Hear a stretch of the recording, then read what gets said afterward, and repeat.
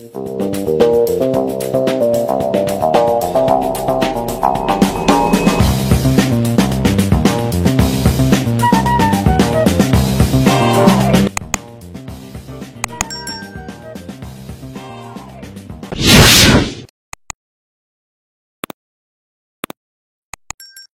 la musique était au-dedans de moi.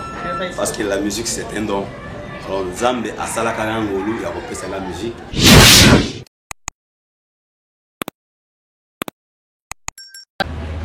Nauta na Gaël musique te mena landa pe Gaël musique na koyoka basala musala oyo pe sala kati na ngai.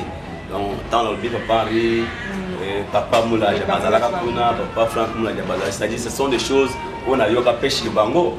Nanzela il y a groupe Gaël et puis et quand appliquer tu n'as je sais pas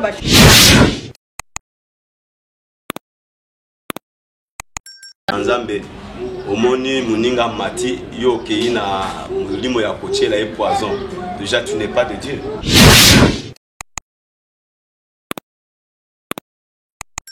Vraiment wana sans mâcher les mots, je suis moi-même et l'unique qui écrit mes propres chansons.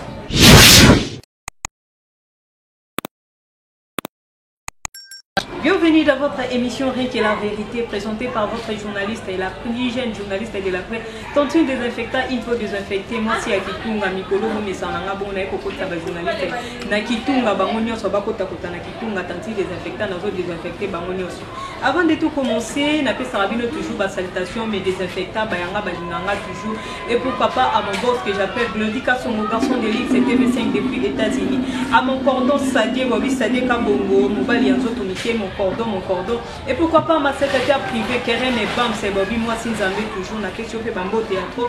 N'a toujours avant la bande émission, n'a pas remercié à les bons dieux parce que Yenem Kassali, n'a pas vu notre foot. Ceux qui n'ont pas beauté, c'est grâce à mon dieu, Yéazab Berger, et moi, je suis en simple bruit. Il y a moi, Tindinga, toujours dans sa émission, qui tourne, émission, et cette émission, et il y a Melrabino, artiste et nous, son nom, toujours, tu es un artiste comédien, tu es un artiste musicien, profane ou religieux, joueur, ou bétarabalé, ou bien dans la fondation ONG émission un mot toujours. Aujourd'hui là j'ai un homme de Dieu, j'ai un pasteur, j'ai un frère là que j'aime beaucoup, vraiment que j'aime beaucoup. Surtout que à ça la musique n'est bien aujourd'hui je suis avec lui. Je suis avec lui déjà. Nabi que cameraman nanga héritier HDK Bobby le garçon mignon Bobby mobile il y a moins de toujours dans ma caméra Bobby le cameraman aussi à ça la film à Jésus-Christ. Donc nous sommes avec lui Nobel Lelo dans un cameraman à ça la film à Jésus-Christ quoi il y a un camo ça donc déjà vous avez déjà Biso déjà en image. Bonjour le frère. Bonjour maman la brésilienne. Ouais, comment vous allez? Bon, je vais bien par la grâce de Dieu. Vraiment, Ming n'a pas vraiment parce qu'on aurait invitation à Biso. Merci beaucoup. Ming trouvé ta solo, ça n'a pas Ming le frère n'a Biso, c'est ce qu'il faut se présenter parce que n'a pas beaucoup comme Kimi. Donc ceux qui font un Biso après pour se présenter. Ok, vraiment présentation est Alibo Tananzambe, tout peuple congolais. Je me nomme le frère Mike Minga. Je suis artiste, maman la brésilienne à lobby, artiste à multiples casquettes quoi. C'est-à-dire Nazali, artiste musicien, je suis peintre, je suis vraiment dans le domaine moi belé.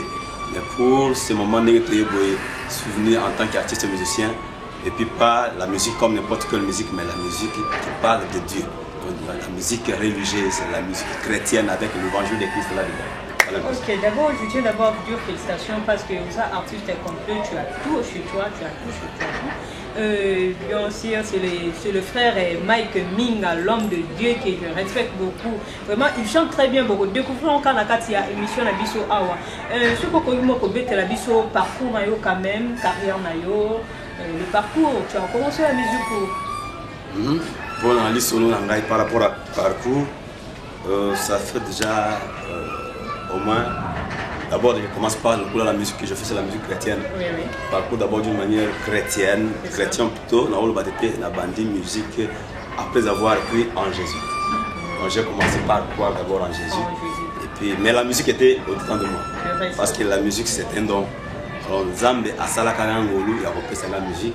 Et puis, lorsque je vivais, je ne savais pas. Alors, un temps après, quand l'appel de Jésus est venu vers moi, je me suis donné à Jésus. J'ai donné ma vie, disons, à Jésus. Et n'a commis moi en Nzambe. Et après, Dieu a commencé maintenant à me révéler totalement ce qui était à moi. j'ai vite compris que la musique était un talent qui était à moi. Et qui t'avait donné le goût là de faire la musique? Oh, bon, pour le goût, d'abord, je commence par dire c'est lui-même Dieu qui m'a donné le goût. Pourquoi? Parce qu'il m'a révélé avec cette grâce pour me dire tu as un don au-dedans de toi. Alors, il m'a valorisé en me rappelant les richesses que j'ai au-dedans de moi. Je suis artiste peintre en même temps. Tout artiste, quand tu lui réalises l'œuvre, c'est lui-même d'abord l'artiste qui connaît les valeurs qui sont dans l'œuvre. Alors c'est lui qui m'a réalisé, moi c'est Dieu. C'est Dieu lui-même qui connaissait la valeur qu'il avait mise en moi. Alors, voilà pourquoi tant que œuvre qui est Yamaboko Nanzambe, on a découvert que Dieu m'a réalisé et tout ce qui est en moi, je les ai détectés. Alors dans notre commune à Mukili, avec le bien-aimé, je dis oh non, je ne suis pas seul. L'amour de Dieu m'a appelé parmi une grande famille qui font la même chose que moi j'ai découvert en moi. Alors moi je et c'est moi. Voilà, pour comprendre c'est lui qui m'a donné les goûts. Premièrement, c'est Dieu lui-même. Et dans mon kilo, on a parmi tant d'autres artistes. Moi, je suis Bakulu Tomosus, à Singapur. Je suis allé pas trop loin, mais je suis allé le pasteur du policier. C'est un homme de Dieu que j'aime beaucoup. C'est celui-là qui a des fois, on a comment il a la musique. Quand je suis venu en Christ, non, ça m'a fait tout bien. Parmi les grands, les aînés qui m'ont encouragé, ou soit qui m'ont donné les goûts d'aller avant, de l'avant, disons. Et puis après, il y a un peu de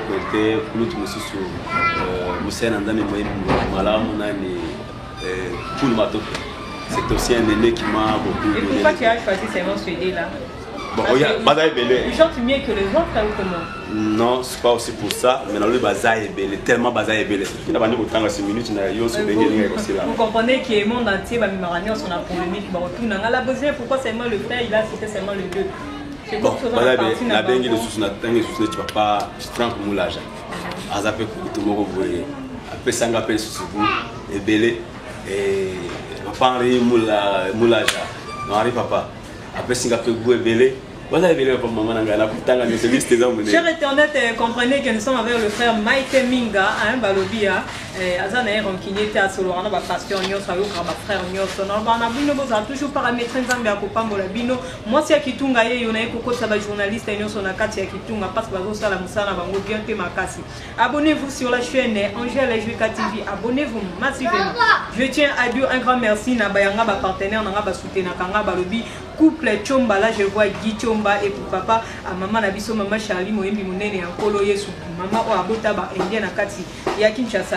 Le frère Mike, je ne sais pas, la carrière non musicale, déjà, combien de titres déjà au Betty? Bon, pour notre titre, j'ai déjà lancé la Betty à deux albums déjà.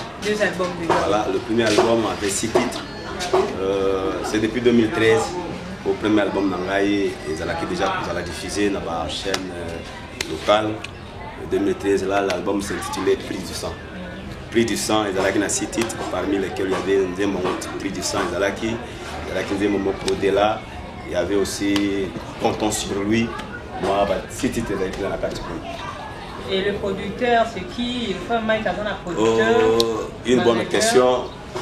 Jusque-là, Nazali n'a producteur comme si quelqu'un qui s'est dit producteur pour produire mes œuvres à moi. Donc tu fais ça seul? Non, vraiment avec les efforts que Dieu, tellement que dans mon salon, moi, alors c'est un rat qui est quand il donne la vision, il donne sur la provision. Les provisions, on peut après ça, on attend. Alors ceux qui nous ont tant que ça va connecter na notre producteur, ceux qui sont tant Là, je sais bien qu'il y a beaucoup de gens déjà balingara émission où je sais qu'à travers cette émission, le frère Mike Tango fait sa numéro on a eu à téléphone. Je sais que le producteur, le manager, Lodi Kapsongo, les grands producteurs, a produit déjà depuis les États-Unis. Je sais qu'il déjà à la partie à qui Otin a déjà coordonné la biso Sadi déjà pour produire le frère Mike Moutaza dans le talent. Nous allons continuer toujours dans le frère Mike Bambi à Marakitoko. Le jour là, je tiens à passer ça parce que ça la Batoumi, il va surprise. Yo mon a peut-être. Na kota ka place moko boye tu travailles là na kota ki na okaki ozoyemba nzembo moko kitoko tu chanter chanson normalement ils araya Donc, le monde, c'est au moins français, parce qu'on dit souvent que le frère Mike a trop l'olède, a forgé, que les frères aussi sont chrétiens, a toujours en français. Ce qu'on met la vie sur le monde, c'est que les téléspectateurs, la brésilien, merci maman. Mais là, on a été à la bonne côté. Oh, vraiment, il y a comme les gens le disent. Hein? Ah oui, les gens le disent, mais c'est pas ce que les gens disent qui est vrai. Oui. Alors, français, tout ça. Oui, effectivement, moi, j'aime dans quelques aiment dans français. Moi, belé, yoka qui n'habite ce qu'ils ont aux cinq. J'ai un ami au ciel.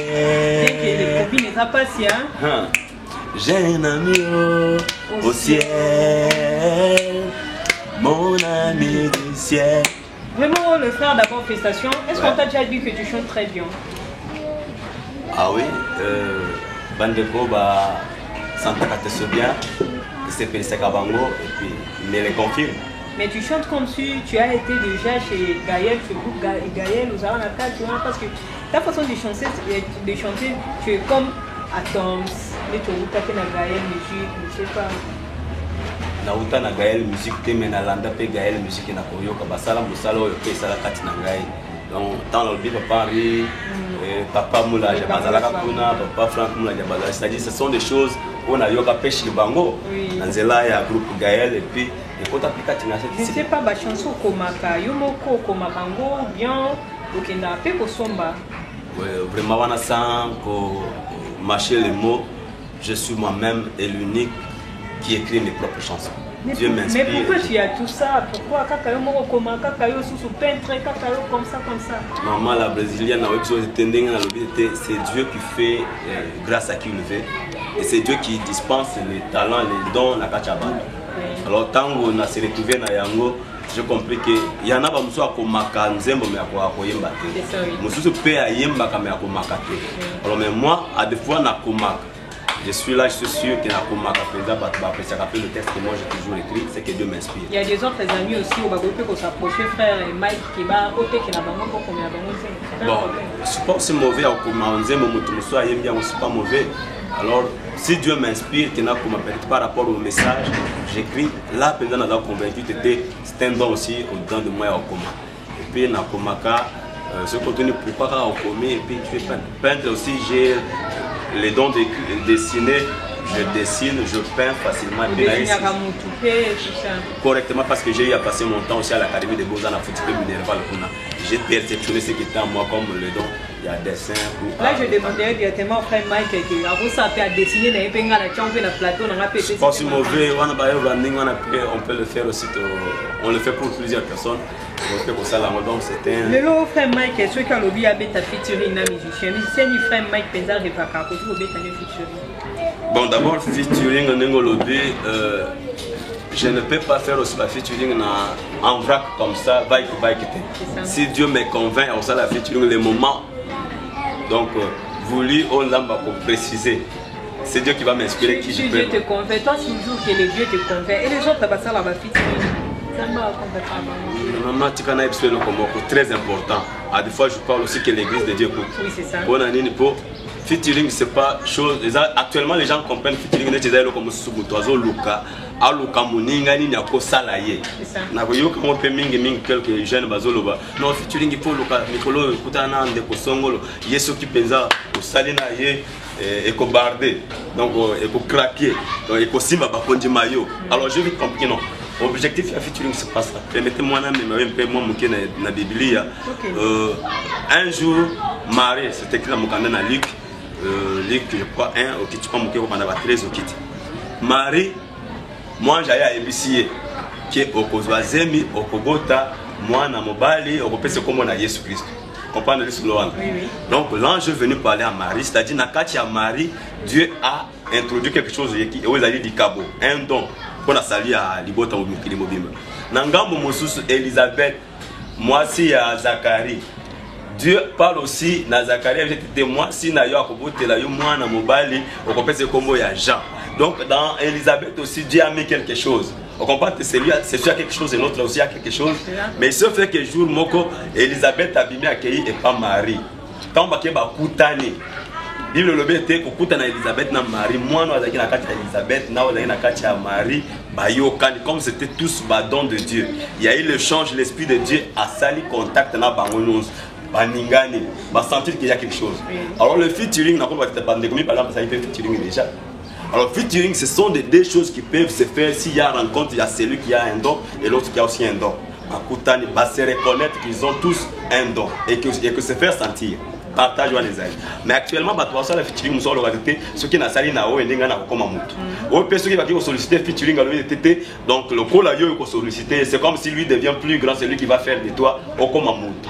Alors moi je n'aime pas que na ça la featuring na sans soit na tête. Si Dieu me convainc de m'approcher avec tel ou tel bien-aimé, là nazo que parce que lui va se reconnaître que j'ai un don et lui aussi sera reconnu par moi qu'il a un don. On parle pour échanger les dons de la grâce. Voilà pourquoi je ne saurais pas le temps voulu. Mike a rappelé tant beaucoup de collègues sur la musique chrétienne, beaucoup de rappelé dans la salutation. Oui, parce que si vous allez liboso nanga bakulutu, il arrive à dépendre de l'occasion aussi sur l'activité na bango, qui était assister à bango. C'est une occasion pour t'en aller de très beaux amis. Parce que monter, PCP, encouragement, c'est plus la vie. Les jours où tu as une activité. Oui, il y a un gars qui est à Bango. Oui, à Bango. Bon, il arrive à des fois, ceux qui n'ont pas de temps, comme on est quand on est pour la paix, des temps, ils ont bien. Même 2, 3. Bon, il y a des Bango, ça l'activité, la hiver Bango. Oui, oui, c'est pas un problème. Je vais d'abord regarder un peu. Voilà, c'est le depuis que je commence un peu. On a limité Natanga comme déjà. Alors je garde un peu en secret. Donc vous comprenez que le frère Mike Minga a beau avoir un problème, a beau un homme bien, un homme très charismatique surtout. Le frère Mike peut éviter phénomène oisoleka entre bino ba musicien chrétien na ba musicien au bobenga ki baza ba profane phénomène oisoleka oyo bino na bino bokomi ko na ba poison un peu de jalousie tout ceci c'est là. Pourquoi ce phénomène oisoleka entre bino? Bon. Un phénomène qui leadership, comme nous avons leadership, moi le lendo. Bon, ce que le but était entre biso, na bande comme si tu benga tes musiciens, ceux qui profanent benga le but. Faut tiens na ba poison. On a évité hier azali nanga mumsunga nanga musuto ko wela na nini faut que no chela na ba poison. On a évité. Est-ce que si yokani peut-être kangi pesa boyembi Moussa Nzambe un chrétien musicien empoisonné moninga yangambo mususu kuna? Non, c'est comme le frère Mike aina ba succès na ye kingani mususu amoni wa biga kwa ina mtemba bweni ali poison bala moko. Bon, ce qui m'a donné ndingo c'est déjà quelque chose qui est vraiment satanique parce que dans le monde il y a makambo bisuba na Nzambe omoni moninga mati yo keina mulimo ya kochela et poison. Déjà tu n'es pas de Dieu. Tu es un meurtrier et vous allez parce que c'est lui qui est son frère, c'est un meurtrier. Nzamba permettre bon côté. Si quelqu'un déjà na bao bazo benga mabana na Nzambe basaya na Nzambe puis bayemi. Il agit ainsi déjà il n'est pas chrétien. C'est un païen. Parce que dans le monde païen, là ça peut se réaliser, c'est comme ça, ils ne sont pas chrétiens. Ils ont les actes de Tatan, Bango, Satan, de Moussala. Mais pour les enfants de Dieu, si les choses sont comme ça, ils allaient coexister, là vraiment. Donc pour les profanes, Tatan, Bango, Satan, Bino, Tatan, Bino, Zamba. Bango peut passer la Tanzanie. Nandengeni passer la Tanzanie. Bango peut faire une chose passer la Bango, soit pour les Tapino. Oh. Parce que bon, on peut penser que on et sur le rappel, bah, que nous sommes sur le web, on peut changer. Bino peut penser que nous et sur le bino nous sur le faire à la lumière. Bon, maman n'a pas de choses et puis il y a beaucoup parmi les bakulu pour aller manzembo, comme bongai, aller manzembo ya brouette. Brouette amemaka banga, brouette asali boye mukolonda kwesili, brouette atika ine na se aneta manga. Alors kolonda kwa kotina ndako. Ceux qui bango pe basale là. Mais pourquoi ils ne parviennent pas à bénéficier au Tangami loko la bénéfice à Moussala Bassali? Parce que bénéfice c'est la vie éternelle. Dans tout ce que nous pouvons faire dans Moukilia, à quoi bon gagner Moukili Moumbembe, vie na yokozala, encadrer quelque part dans Kachabolo, alors s'ils sont là et ils font pour Dieu, finalité de Koyeban. Alors mon gars n'a pas arrêté, le cas yo le bon, alors na bango on sait l'ensemble que on sait l'ensemble mais voyez banaka pour nani akotika na science tamanga nani akokota na kacha ndako ya vanda na salon tout à côté na chambre. Cher internet, comprenez que nous sommes avec le frère Mike. Il est à l'objet que les autres là, ba mission profane, ba c'est la mingi bosata, bon ba c'est la mingi bonzambe. Et zangate c'est le frère Mike. Là je tiens à dire un grand merci na bayanga ba soutenir ngai ba obi ba maison d'habillement makasi. Anita Mokango la Barbie noire et moi c'est à Pembe mon ami et pourquoi pas à Rachel Kazadi, RK Motema et Glody Mouya. Bah tous mes amis de Facebook la Bosnienne à Lingarabino Mini et pourquoi pas mes amis de WhatsApp. Tous les anciens de ITC Lemba ya bino yo ba obi ba licencié tout. Il y a Iseskin moko na bino yo azo la fierté na bino toujours. Le frère Mike le tomoni li passe na yoto baka li passe au monde na yo qui est le frère Mike Kalambay. On a eu une initiative ya ko sala majabu ya ko sangisa bazu ba plus des comédiens au ba monde na kati ba yebani te kwa bimisa bango. Et quel conseil tu peux donner à ton frère là où a eu idée wana? Et voilà plusieurs conseils. D'abord la globalité, les alliés initiative malam, les alliés penza azakulu il faut tout dans la montée mais pour reconnaître tout ce qu'il fait c'est pour ça la bola mon bande comme sous. Là carrément il faut pas t'encourager, te féliciter, t'encourager, te pas molanzam.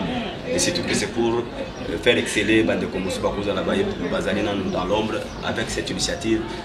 Tcheba moyen naie tcheba effort bon pas effort tout ce qui est à lui pour na ko binisa bande comme swana ba mapena mokilango clairement donc on doit l'encourager puis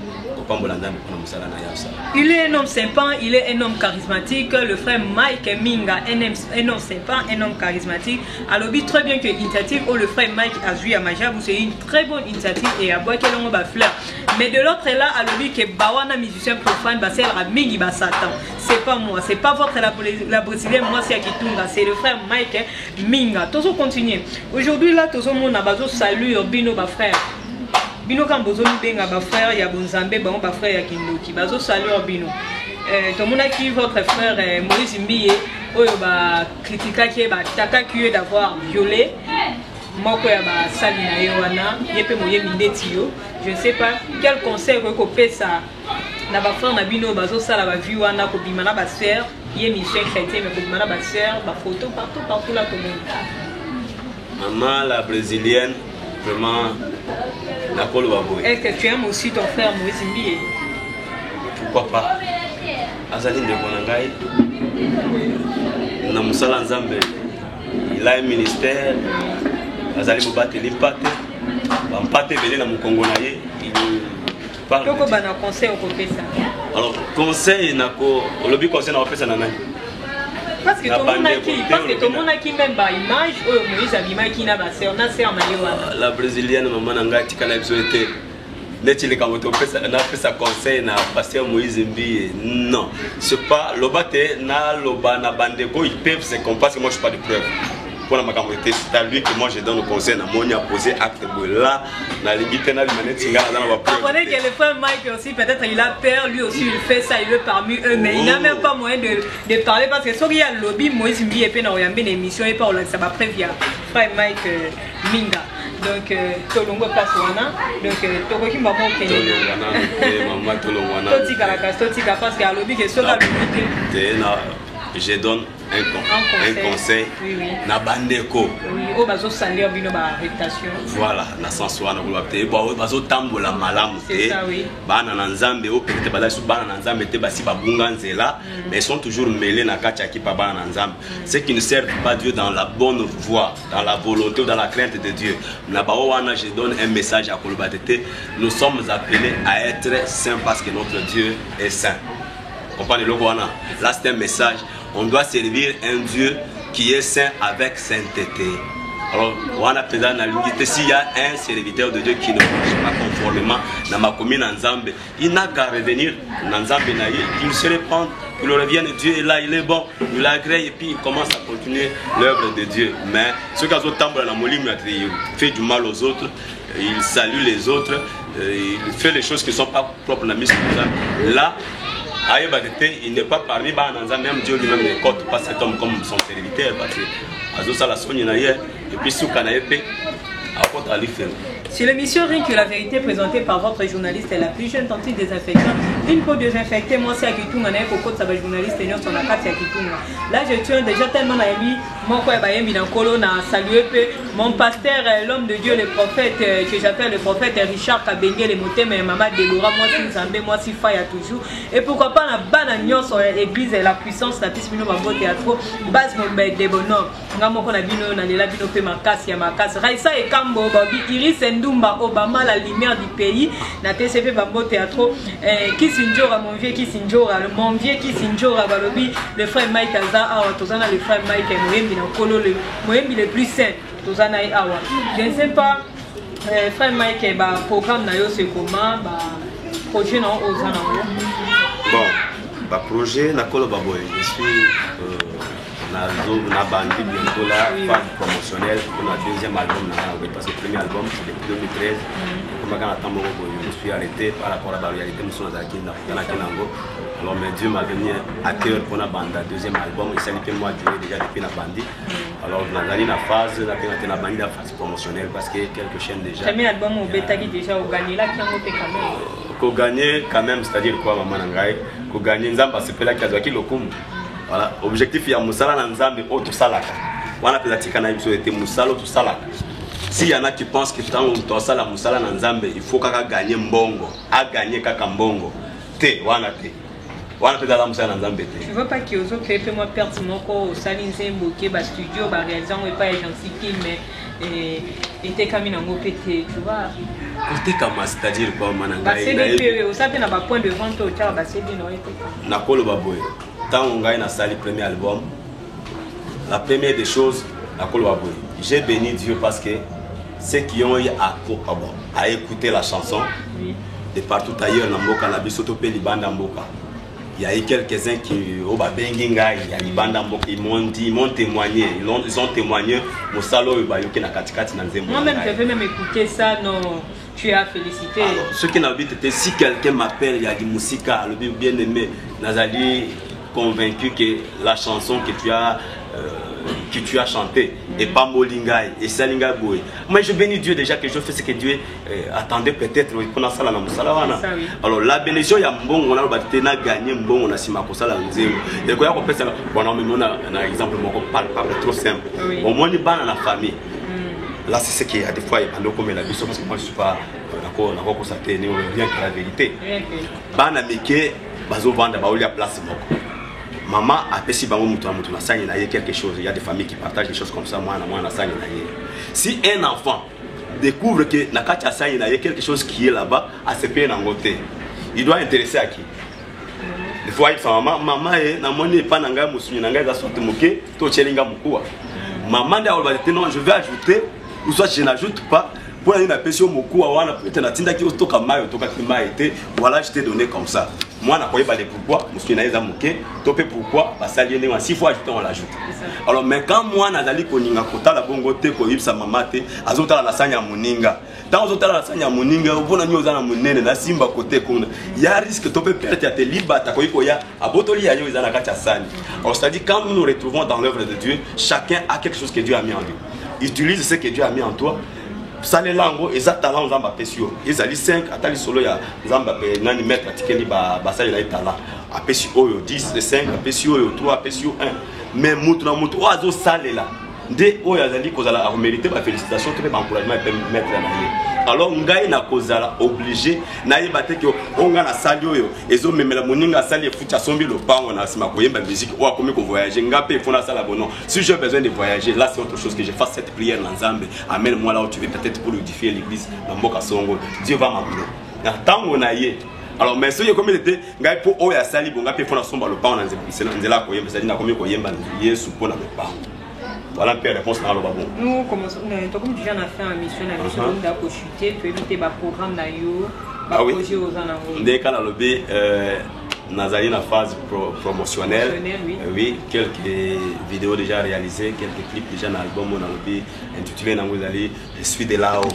Je suis de là-haut. Voilà, donc c'est-à-dire Nazali Alola, Nazali Awate. Parce que je me suis référé dans mon canon à Jean 14, que votre cœur ne se trouble pas, voilà, accueillir dans le Labino, dans le Labino, ici quand je reviendrai pour nous habiller. Donc j'ai vite compris que pour tout chrétien, nous ne sommes pas d'ici, il y a une place que Dieu prépare pour nous. C'est ça un peu l'intitulé à l'album et puis le message que j'ai parlé à l'église. Alors on a 4 albums, il y a 7 titres, 4 vidéos déjà réalisées. Voilà pourquoi nous avons déjà, bien que la 6 dans le thème, mais déjà, nous avons des vidéos comme la chaîne dans ma PC.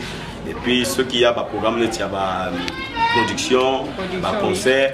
Oui, si tout va bien, d'ici fin, il y a un mois, je peux déjà décaler le programme Moko Boya Live, Moko quelque part dans la place, Moko Obande Komusubasa, la famille Mimi Messousou. On a vu la Kinshasa. Et puis après ça, il y a une invitation à répondre à l'église. Ici, comme ce là, le programme est allé à Zomé. Le prophète Richard Kabenge, la bénissier, a bien frère Mike, a fait Koyemba, qui n'a fait Koyemba. Pendant le Koumou Nzambe, les autres. Oui, mais le va commencer à Benga à Sengi caché. Bon, on a évité ce qui. Batoualba, nous avons dit que les années bandés, bon, mais on a évité. Les alliés, quand on m'appelle, il y a un temps déjà disponibilisé, je viens, là, je suis éviter tout caché. Tout le temps caché pour coloquer, parce que c'est un caché. Parce que c'est qu'on a pour pasteur Richard la vérité, c'est un caché. Un homme sympa, charismatique comme vous. Ce qui est assez un caché, il y a bien aussi un peu caché. Et tes soutiens, tu demandes des soutiens.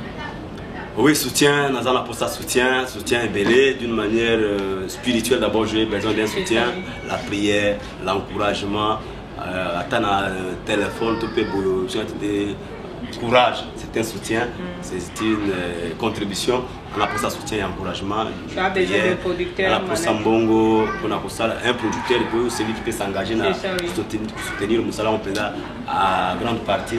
Donc on a pour ça Bandekwana, c'est juste pour amener ce que Dieu a mis à moi et qu'il le fait avec facilité. Et les numéros de téléphone, peut-être un producteur que vous avez déjà, à Benga, le frère Mike.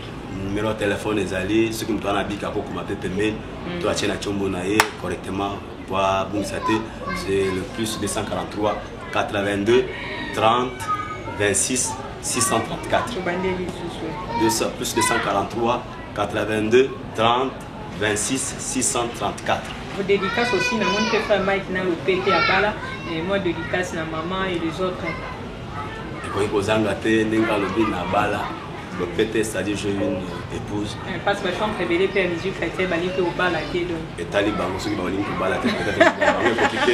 Rien que la vérité. Oui, la Bali, nous avons on va faire la guégué, donc on peut ça déjà. Non, personne n'a déjà. C'est dédicace. Oui, on va la guégué. Tu peux déjà dédicacer. Moi, j'ai dédié un peu mes salutations à mon épouse, Maman Clara Minga. Là où elle est vraiment, elle est où? Ok, oui. Ils allaient Congo ya Bamam. Ok. Bamam. Ok, là où elle est, vraiment, des gros bisous. Et toute ma famille, ma garçon, j'ai 3 garçons et une fille. Donc, Bisika Bazali, vraiment, j'ai j'avais vu un clip, moi, c'est comme ça, qui moi, non? Premier featuring, peut-être on a featuring avec mon petit garçon de 4 ans. On a featuring déjà. Voilà, maintenant il a déjà 7, 8 ans déjà. À 9 ans, disons. Mais c'est depuis 4 ans que à Sali featuring dans la studio Nzembo a daté déjà. Alors c'est-à-dire c'est déjà na planète avec na eloko, on a eloko. Sali featuring, voilà pourquoi featuring on ne le fait pas avec n'importe qui. Ah oui, c'est ça. Vraiment mes salutations à toute la famille, à l'église aussi Corps du Christ, na église Nangaï Assemblée chrétienne réveille-toi. Oh mingi papa maman l'amour, c'est-à-dire l'enfant de Dieu doit se réveiller pour prier, pour aller un peu appuyer que sa lumière qui est en elle ne puisse pas s'éteindre. Alors à toute l'église Assemblée chrétienne réveille-toi, mes salutations mon pasteur le révérend pasteur Roger Songe Alif. Ma salutation, ma famille biologique, ma famille chrétienne, l'église Corps du Christ, à vous-même et puis toute l'équipe, vraiment ma salutation les amis frères. Quant à moi, je vous dis déjà un grand merci parce que pour répondre à l'invitation, on a vu et Tozio Pemba moko en plein levé à Wanabisiko répéta vraiment. Merci beaucoup à vous que Zamba Liboso te continuer toujours Koyambayo, te continuer.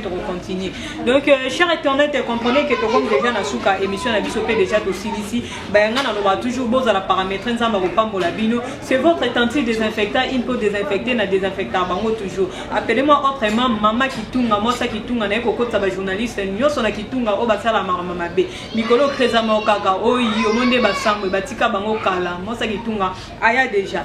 Tozaki na le frère Mike donc oh à lobby et c'est pas si binoté vraiment bolimbisa tokosenga toujours na batu ya bonne volonté bato balinga kanzambe ya ko soutenir ba œuvre ya boy ceux qui tozo soutenir ba misusu pourquoi pas to soutenir le frère Mike Minga na bisoté azwemba kitoko le numéro de téléphone aperçu. Je sais que le cordon nanga chef nanga Glody Kasongo garçon de ligue c'est déjà un producteur à Makasi a coproduit déjà le pasteur Mike Minga et pourquoi pas ba manager Peboya pour na musali ya Nzambe boya yemba ba nzembo ya kitoko voix ya lengi voix au sokazoye mananga moko to milimo ebimi abimi singana milimo akitunga a désinfecter bango nyonso donc voix na déjà né nazo sabino benaza ya kotoka bakitunga ezo kitanga déjà donc bon découvrir encore na suka émission de bon mona bakitunga. Quant à moi je dis un grand merci et je salue mon amour les papas de Paulness et Banza mona ko simba micro na âge 5 ans ponga maman nazo koma na menopause mona na ko simba micro na âge 5 ans bébé Paulness bébé de sa maman photocopie à maman noya maman soka bimia